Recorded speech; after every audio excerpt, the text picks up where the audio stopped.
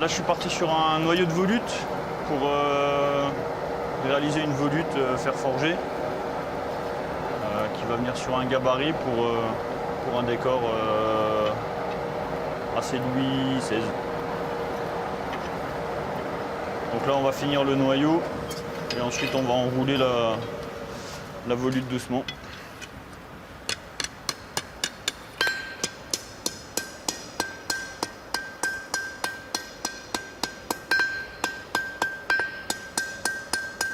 Là, on casse bien les angles pour avoir un bon rendu.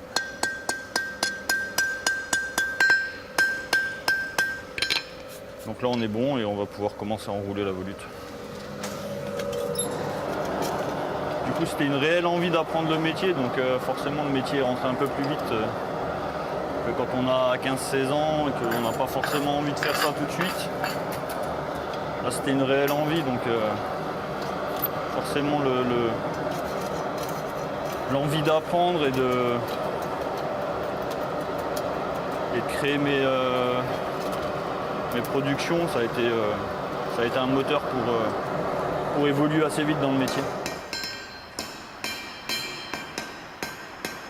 La création, j'avais envie d'en faire, mais je ne savais pas dans quel domaine. Et c'est en faisant mes études aux arts décoratifs à Strasbourg que j'ai découvert le métier.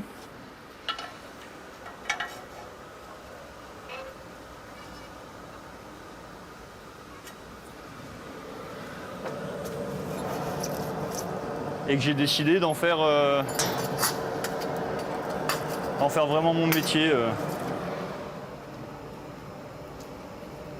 Donc là, on va bosser sur gabarit puisqu'on a des motifs qui se répètent.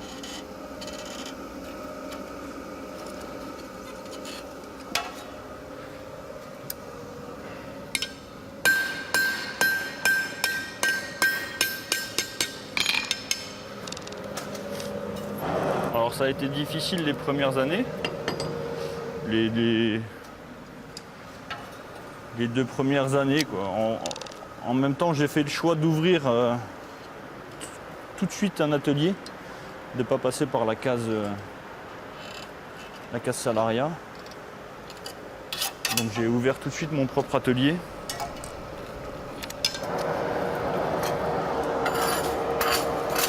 Il peut y avoir du savoir-faire et beaucoup d'envie et que ça prenne pas. Moi, j'ai eu la chance que ça prenne. On est sur un secteur qui est assez porteur. Et là, ça fait 11 ans maintenant. Donc, ouais, j'ai envie. De toute façon, si j'en vivais pas, j'aurais arrêté l'entreprise et je serais allé travailler quelque part.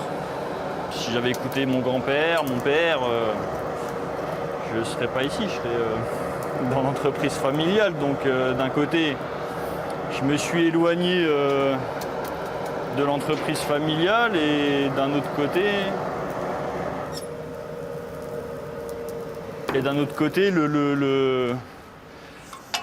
l'esprit d'entrepreneur de mon père a quand même joué pour me motiver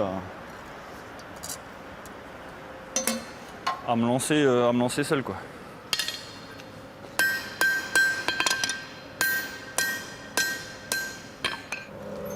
J'ai toujours été un peu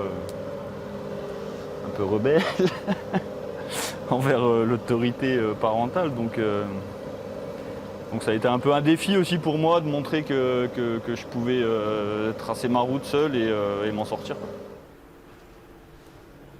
C'est vraiment la principale difficulté, c'est de garder l'activité, une bonne activité tout au long de l'année, quoi. Ça c'est le plus dur. Et puis après physiquement c'est dur aussi. C'est un métier qui demande beaucoup d'énergie. Là on voit le travail à l'atelier, mais c'est pas seulement ça, c'est le travail à l'atelier, c'est le travail de pause. C'est le travail de clientèle, de fournisseurs, il faut faire les devis, il faut faire les factures, il faut faire un peu de compta, il faut prendre les cotes. Donc ça demande beaucoup d'énergie. Et le travail à l'atelier est très dur physiquement. Bah, c'est la base du métier. Hein. Si tu sais pas faire de métallerie, ça sert à rien de faire de la ferronnerie.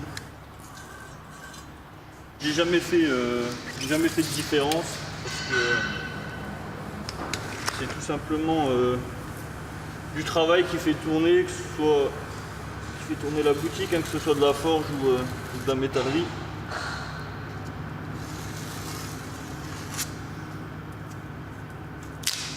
Pour moi, c'est du boulot tout court.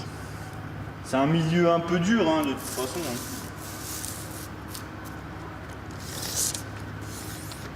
Où on va pas forcément montrer ses émotions.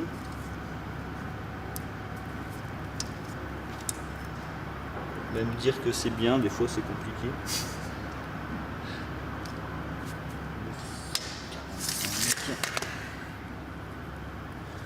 Entre la frontière luxembourgeoise et Metz, ouais,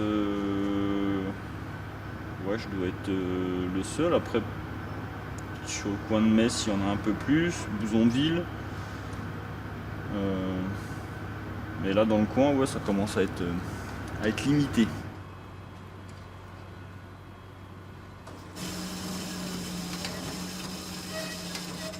C'est donc par rapport à la charge de travail fournie.